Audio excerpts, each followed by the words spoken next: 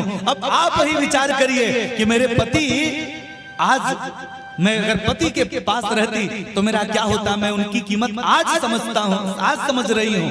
एक बात बताऊं भैया, आपका पति चाहे भले रोगी ही हो, आपका पति चाहे पागल ही हो, आपका पति चाहे क्रोधी ही हो, आपका पति चाहे जैसा भी हो, लेकिन आपका पति ही आपके लिए सर्वश्रेष्ठ है। जिस दिन आपका पति नहीं रहेगा, उस दिन उस माताओं से मिलना जिसके पति नहीं होंगे, उनके लगता है मानो आसमान ही हट गया है सिर से। इसलिए पति का सम्मान अवश्य करना। लेकिन मैं थोड़ा सा पति लोगों को भी ध्यान दिलाऊं कि पति परमेश्वराय होता है, पति सराबाय नहीं होता है ना।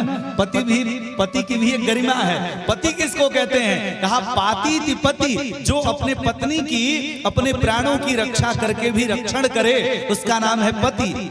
और पत्नी किसको कहते हैं? कहा पतनात् त्रायते इति पत्नी, जो पति को पतन होने से बचा ले, उसका नाम है पत्नी।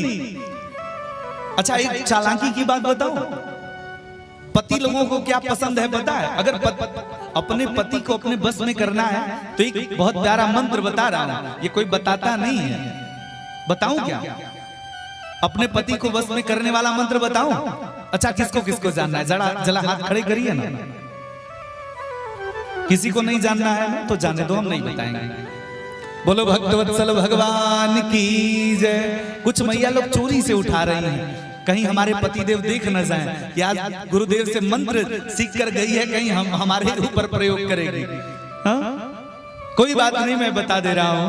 कहते हैं वशीकरण एक मंत्र है, वशीकरण एक मंत्र है, तजियो बचन कठोर, तुलसी मीठे बचन से सुख उपजत चहोर, सुख उपजत चहोर।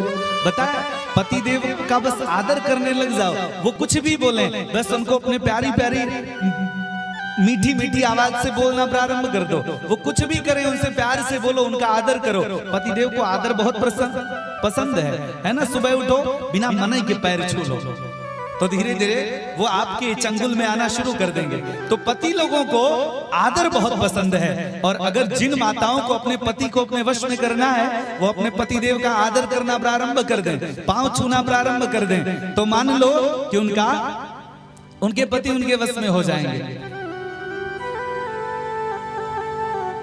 तो पति लोगों का आदर करो, वश में हो जाएंगे। और पत्नी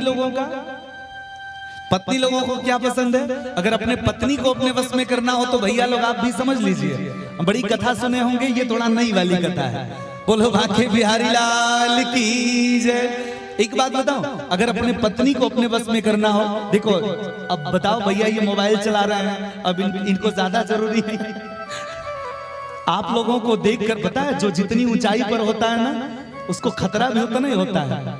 तो आप लोग ऊंचाई पर बैठे हो तो कम से कम इसका ध्यान दो। जब आप ही लोग जब ऐसा नियम लगा दोगे, बैठकर आगे मोबाइल चलाओगे, तो बताओ इनको हम क्या कहेंगे? बोलो भक्तवत्सल भगवान की जय। कहते हैं जब अपने पत्नी को अपने वश में करना है तो पत्नी लोगों को केवल एक बात बहुत पसंद है। क्या कहते हैं? प्रेम। उनको प्रेम करना प्रारंभ कर दो। न सुंदर हो तब भी खूब बड़ाई करो कि आप बहुत सुंदर हो। एक बार ऐसे ही हम कथा कर रहे थे, एक व्यक्ति आया, पूछा कि प्रभु मेरी पत्नी बड़ी झगड़ा करती है, कोई मंत्र बता दो। मैंने कहा कि झूठा ही बड़ाई किया करो, झूठ का बड़ाई किया करो। अब वो बेचारा गया, भोजन जब बना तो भोजन करने के लिए जब ही भोजन करना प्रारंभ किया, कहा वाह आज क्या दिव्य भोजन बना है। आज लगता है जैसे मानो 56 भोग भी फेल हो गया है। इतना सुंदर, इतना दिव्य, इतना स्वादिष्ट तूने भोजन बनाया है। क्योंकि मंत्र सीख कर गया था कथा में से। उसकी पत्नी ने कहा ओ आज तो मैं समझती हूँ कि तुम तारीफ करोगे। कहा क्यों? कहा आज मैं थक गई थी ना, तो इसलिए मैंने होटल से भोजन मंगवा लिया था, इसलिए आज तुम तारीफ कर रहे हो, आज तक कभी तारीफ नहीं किया। बोलो भक्तवत्सल भगवान की जय। तो भैया जब रोज तारीफ करोगे तो ये सब लफड़ा नहीं रहेगा। तो पत्नी को अगर अपने वश में करना है तो तारीफ करो, प्रशंसा करो, प्रेम करो। क्योंकि कोई भी पत्नी ये नहीं चाहती कि हमारा पति किसी दूसरे से प्रेम करे। और कोई भी पति ये नहीं चाहता कि मेरी पत्नी मेरा आदर न करे। तो इसलिए दो मूल मंत्र सीख कर जाओ इस राम कथा से, जीवन धन्य हो जाएगा।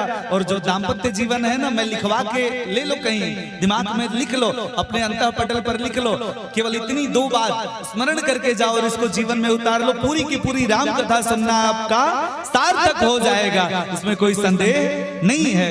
बोलो सियावर रामचंद्र की। अब विचार करो कि हमारे भारत की